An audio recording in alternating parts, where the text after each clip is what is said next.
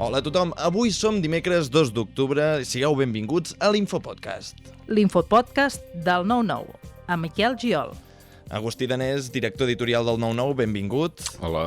Avui ens vols parlar de camins. Doncs sí, de camins, i n'hi ha molts de camins. N'hi ha de reals i n'hi ha de metafòrics. I connecten, no llocs sinó persones. Avui vull parlar d'un camí en concret, un camí real, el camí de Casa Lora, que va de Sant Martí Sescorts a Torelló i viceversa, també va de Torelló a Sant Martí Sescorts. Aquest camí, que és una pista asfaltada, és molt utilitzat també per veïns de Manlleu, per anar a peu o per circular en bicicleta.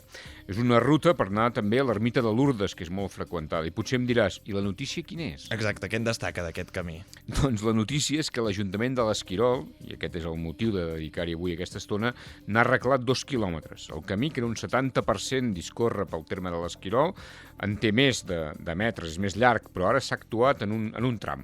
S'ha volgut fer així, d'aquesta manera, per no fer pedaços. Les misses no arriben per tot i en comptes de pedaçar-lo tot, se n'ha fet un tram nou sencer, ben fet.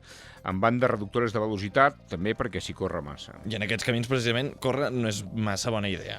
Sí, s'ha de pensar també en la velocitat perquè hi passen, com he dit, bicicletes i és estret. Però és d'aquells camins que té tot el sentit perquè uneix poblacions i, com diuen els tècnics, vertebra el territori. Això de vertebrar el territori, en realitat, és una manera de dir-ho bonic, de fer-ho maco. Però la realitat, què vol dir això? Això el que vol dir és que és un camí que es fa servir i que té una lògica perquè no és un dibuix sobre un mapa, sinó que dona resposta a necessitats de mobilitat de la gent. I qui ho ha pagat, tot això? Això és important. Ara s'hi han gastat 120.000 euros, dels quals 96.000 venen d'una subvenció del Departament d'Acció Climàtica, Alimentació i Agenda Rural de la Generalitat.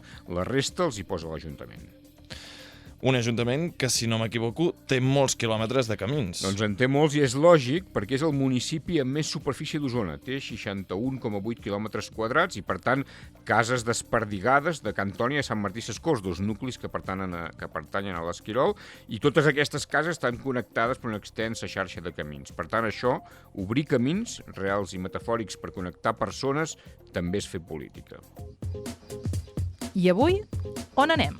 Agustí, cap on anem avui? Doncs avui anem a la Setmana de la Gent Gran. A Manlleu fan actes varis, en selecciono un només. Aquest dimecres, de 5 a 6 de la tarda, lectura de relats en veu alta amb acompanyament musical i a on? Doncs al Casal Cívic Frederica Montseny. Doncs Agustí Danés, moltes gràcies i nosaltres ens retrobem demà amb un nou Infopodcast. Que vagi bé.